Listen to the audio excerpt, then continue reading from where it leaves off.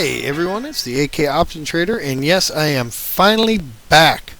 I apologize for the long absence, but basically what happened, make a long story very short, our whole phone system went out for a week. We had no phones. Phone came back, we had no internet. I had my iPhone and other junk like that, but I can't really upload charts via the iPhone. I can't do videos via the iPhone, but I can kind of keep tabs on the market, so I twittered a bit. Finally, about 4 or 5 days ago, we finally got internet back. They had to rewire everything in not from our house back to the phone line to the trunk box, upgrade us to digital. So I got new, improved, faster internet. Woo! All that after about 2 weeks of having none. I have learned life is much easier without a phone than without internet, especially these days. All right, so now let's get back into it, and let's get back to our scheduled videos here. Basically, we've had one of the best Julys, I think, what they say, 25 years or something like that. So that prompted me to look back and see what August is generally like. Generally, August is one of the worst Dow and S&P months since about 1990 or so. It's usually a bad month. I went back to 1980 and just looked, and that's why I have this open. So I went back to 1980. These are all monthly bars here, and looked at August. And what I found was very interesting. August, most of the time, all but 4 times since 95, ends with a doji or a hanging man type candle or something like that. Most of the time it's something like this right here, or something like this right here. This is what it generally looks like. Alright? When it didn't, it was 1, 2, looked like 2 times down huge, 2 times up a little bit. So if it's going to move, it's generally going to move down if it's going to move huge. Look at this. So this is what it looked like almost every time. This is generally, see, here's your down huge move. Here's a move, but it's down huge. All right, that followed an indecisive July. Look at this one, a down one. This is so generally it's a very indecisive month. All right. Generally, it's a very indecisive month. Usually, it's down. So, anyway, just a food for thought. So, just something to think about when you're thinking about how we're going to trade this month. We're going to work with two-year charts here for a little bit to kind of see something a little bit different. Give us a wee bit of a different perspective. And on this here is the VIX. Actually, we're going to leave it out like this, and I actually have to go out to 5 years on. You can see I'm rusty here. Go to daily. Alright, let's bring our drawings up. The reason I'm showing this is the VIX. Something I look at a lot, and something if you follow the blog you probably look at a lot. But this is what I've been watching. This is an uptrend line that started in '07. And you can see it is a strong uptrend line. It has been touched 1, 2, 3, 4, rallied off of it, 5, came back, this is darn close, and now 6 times. I thought for sure this would offer a lot more support here. It did not. It blew through that, as you can see, but now we've rallied back up above it. So this is telling me, and if you look back to the past back here, you can see it dipped its toe beneath there. And if I ran this properly, probably off of this candle is where it should actually be ran.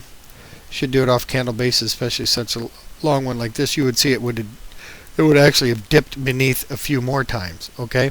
Anyway, so this is a long-term trend line that we've kind of been watching that I'm thinking is probably going to offer support now up in here, up in this area. So I'm going to be watching this. All these are just resistance lines along the way, areas of support and resistance to be watching.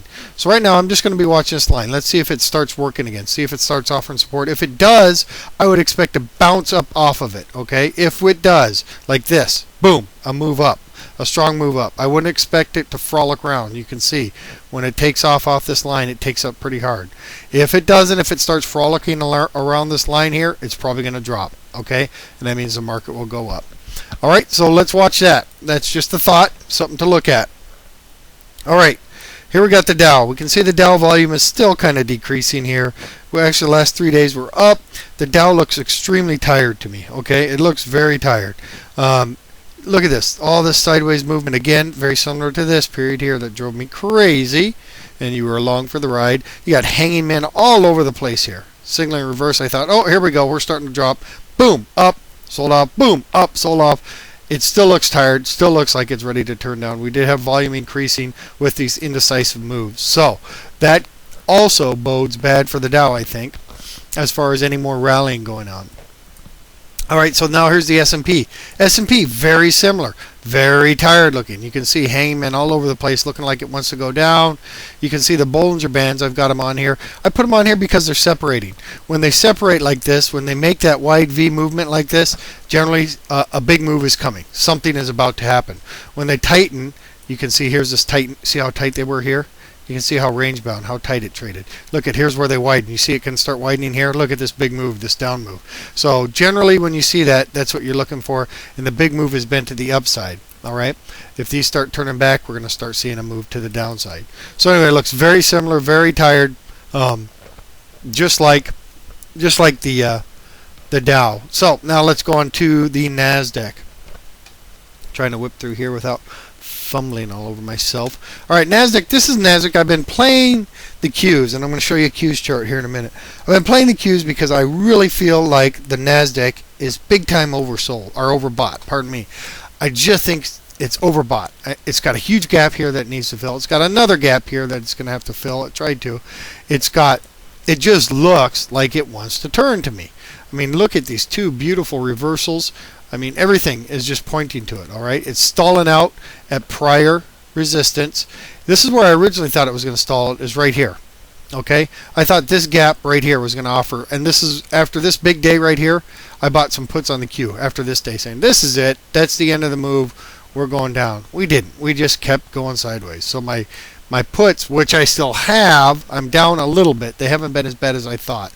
Actually, I think it was this day here I bought at the end of this day. So it's kind of been sideways. But I still think we're going to see a drop here. I think we're going to see a correction. Maybe it won't be the big drop all the way to fill the gap, but I think we're going to come down a bit, maybe come and hit this trend line right here. Somewhat like this, okay? Maybe it'll be up in this area here. Something like that, or maybe this one. So you can see all the trend lines we can work with here. We got 1, 2, 3 areas of support on just on trend lines alone. All right, and there's something I forgot to show you in the S&P that I've been looking at too. The S&P, if you look here, you've got an inverse. Here's a left shoulder, a head, and a right shoulder area. You've got an inverse head and shoulders right here. All right, with this is the neckline, and we're on top of that now. So I expect this to offer support. If we drop down to here, I expect us to drop down to here.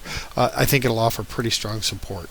All right, let's throw a couple stocks out there just real quick. I know we're running out of time. PZZA, Papa John's. Okay, we had a nice wedge here. We had a breakout. We had almost a good retest here. We have a nice dropping candle here, a teardrop going down. We have moving averages, 50 moving average, trending down to cross down to 100.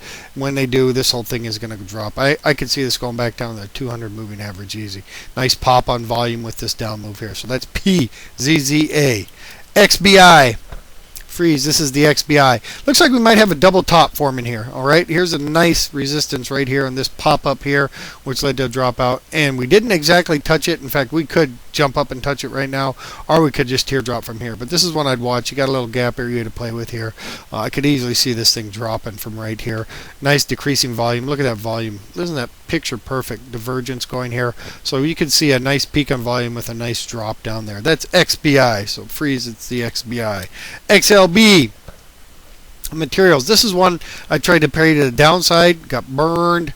Actually, right here. I did it here, and then I tried again here, and it didn't work out off of this one. It came down a little bit, and then I ended up selling, I think, for flat.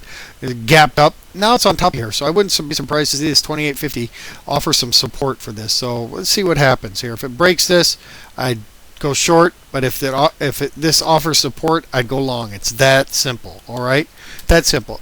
ATVI, maybe I get 2 more in here real quick. This is nice, broke out of this nice channel here. Beautiful retest of the bottom channel, shorted this, played it well. Now it's bouncing off of this. I'd expect this to offer some support here. You actually got a head and shoulders pattern. If this breaks, we're going to hold on for a pretty big down move. If this offers support, looking for an up move. Okay, one more. Let's throw one more in there. We can do it. One more. ILM. Oh, I love this. This is doomed. Double doomed here. You've got a downtrend of the wedge and an uptrend of the wedge right at the corner. This is a perfect sell opportunity right here with this black candle coming up, retesting the resistance, which is support, which is now resistance, moving down. I expect this to drop back down and fill this gap. All right, that's it for today. It's AK Option Trader. I'm glad to be back. You guys trade well and prosper. Let's see what'll happen in August. Remember, it can be a bad month. AK Option Trader.